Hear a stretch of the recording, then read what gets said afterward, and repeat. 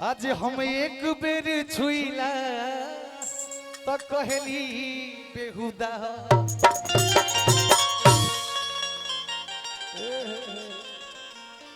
अरे कि नजरिए हया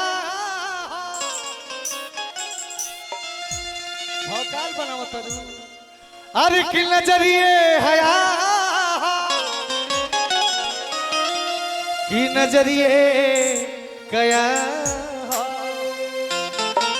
अरे कि नजरिए हम मौती नजरिए सजा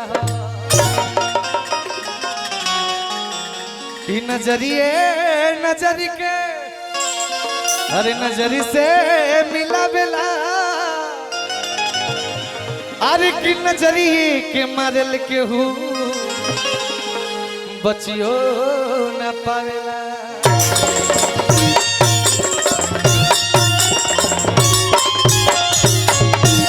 पूरा हमार कैमरा वाले भैया लोग मीडिया से जो भी भैया लोग आयल बनी सबके दिल से प्रणाम बा। सब लोग आशीर्वाद अपने शनि पर बनाए रखिएगा, यही निवेदन है। कहल गइल बा कि वीरों की धरती जवानों का देश बागी बलिया उत्तर प्रदेश, ये धरती वीरों की धरती है। ये धरती वीर मंगल पांडे जी की धरती है, ये धरती चित्त पांडे जी की धरती है, ये धरती पूर्व प्रधानमंत्री स्वर्गीय चंद्रशेखर सिंह जी की धरती है, ये धरती उमाशंकर सिंह जी की धरती है। भाई हमार गाना बहुत वायरल भाई, आप लोग प्यार देहली। एक गीत के पहला लाइन अपना भाईयन खाती गौले बनी अरशद भैया, भोजपुरी के शानदार मंच घोषक आदरणी अरशद भैया के प्रणाम बा। ये पहला लाइन जब हम गाई बागी बलिया वाला गाना तो हमार भाई हाला करके बताई हलो कि तो लोग के भाई सनिया मंच पे खड़ा बटे हाला होइलू। जब पहला लाइन गाई बागी बलिया के गाना तो हाला कर दिया हमार भाई।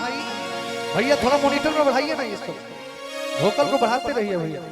हेलो आइए, पहला लाइन रौना लोग खाती समर्पित बा अपना रंगदार भाईयन खाती। का कहे के बा अरे की गली गली हम बाहुबली घूमेले कि लेके एक नालिया तू नाली घूमेले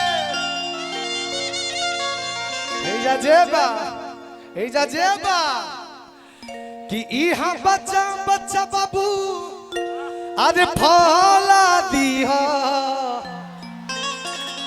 एक बार बलिया के नाम पर जोरदार हाला होता भाई।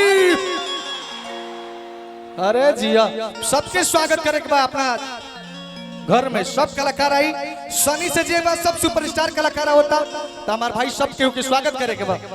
भैया हमार गौनई वाला भाव रही अरे कि हाँ बच्चा बच्चा बाबू फौला दीहा। कारादल भैया कि सब जिला अरे जिया सब जिला खाली जिला हमार जिला बलिया बागी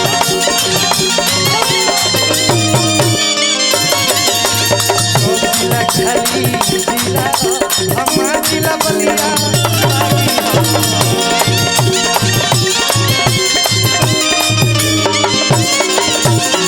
गली गली हम बाहुबली घूमेले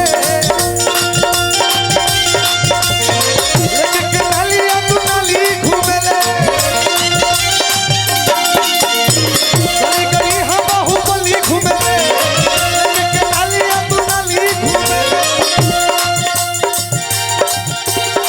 ई हां बच्चा बच्चा बाबू अरे फौला दी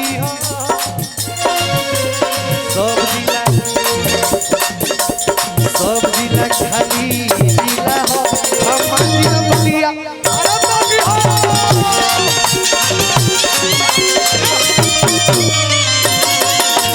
सब जिला खाली जिला हो हमार जिला बलिया बागी हो।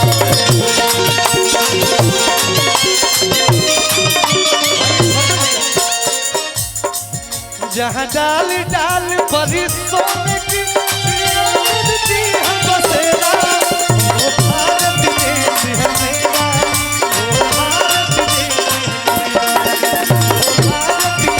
है मेरा, वो भारत देश है मेरा।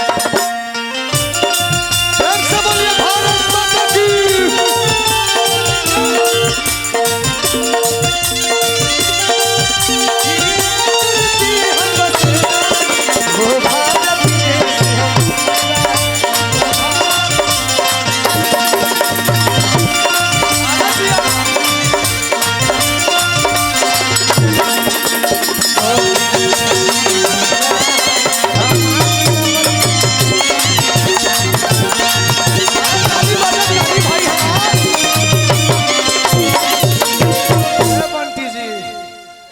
आपका घर किस जिला में?